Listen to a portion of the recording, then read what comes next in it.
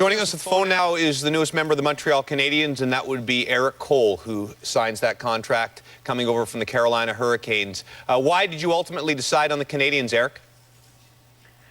Well, I mean, I played my best hockey of my career, for Carolina, but I played it lots of times. I played it against Montreal and in that building. Just such a storied, franchise, and I'm excited to go and play in front of such passionate fans, on a nightly basis, and it's just going to be a great experience for me and my family. You touched on it right there. What does it mean to be a member of the Montreal Canadiens, the most historic franchise in the National Hockey League and still probably the loudest building in the National Hockey League? Was that a huge factor in your decision?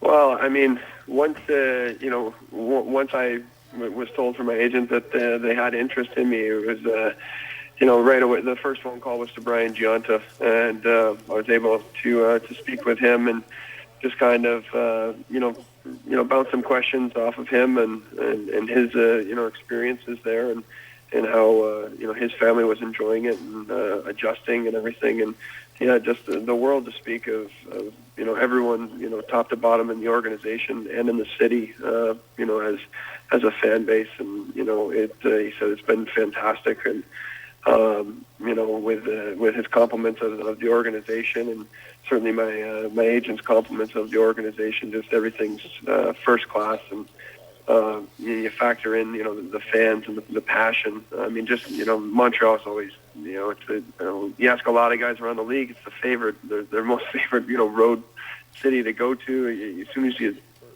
enter the city, you can, there's just this aura about it, and there's just such passion there. It's unbelievable.